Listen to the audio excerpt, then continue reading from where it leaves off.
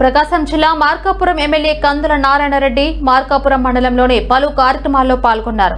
మార్కాపురం మండలం రాయవరం గ్రామంలో Markapuram division development అధికారి నూతన కార్యాలయ ప్రారంభోత్సవంలో పాల్గొన్నారు. ఈ కార్యక్రమాన్ని రాష్ట్ర వ్యాప్తంగా నూతన డీడీఓ ఆఫీసును రాష్ట్ర ఉప ముఖ్యమంత్రి వర్యులు శ్రీ కొణిదెల పవన్ కళ్యాణ్ వర్చువల్ గా ప్రారంభించారు.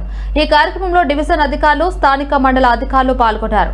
మార్కాపురం మండలం గోగుల దిన్నే గ్రామంలో జరిగిన రైతన్న మీకోసం కార్యక్రమంలో పాల్గొన్నారు. ఈ సందర్భంగా వారు మాట్లాడుతూ 65 రోజుల పాటు పోరాటాల ఫలితంగా మార్కాపురం జిల్లా వచ్చిందని, దానికి చంద్రబాబుకి రుణపడి ఉంటామని అన్నారు.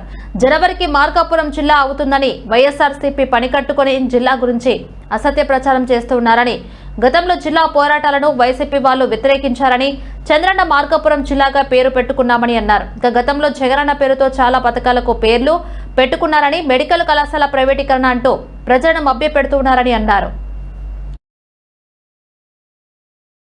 కోరారు. ఈ కార్యక్రమంలో మార్కాపురం మండల అధికారులు, గ్రామం ప్రజలు, రైతులు పాల్గొన్నారు.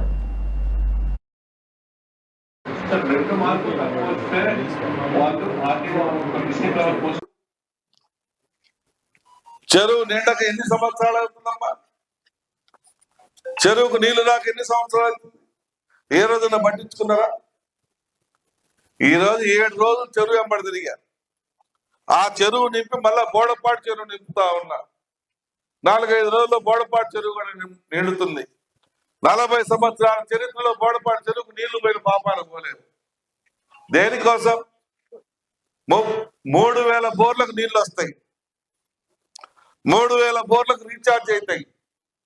దగ్గర 10-15 వేల మంది రైతులకి 2 సంవత్సరాలు 3 సంవత్సరాల పాటు బోర్లలో నీళ్లు ఉంటాయి.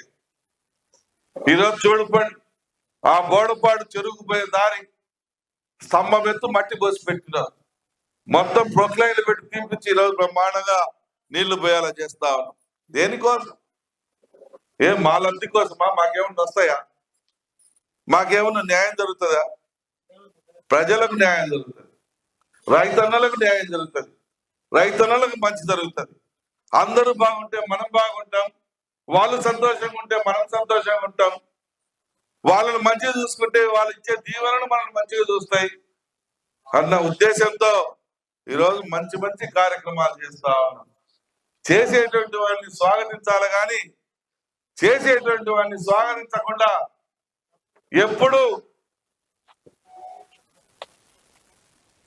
మనల్ని చేసేటువంటి వాళ్ళని ఎప్పుడూ కూడా ఆశీర్వదించకుండా ఇబ్బంది పెట్టాలని చెప్పి చూస్తే ఆ శాపాలు మనకే తగులుతాయన్న విషయాన్ని కూడా గమనించుకోమని, మన వినాశనాన్ని కోరుకున్నటువంటి వాళ్ళను చేరదీయాలను మీ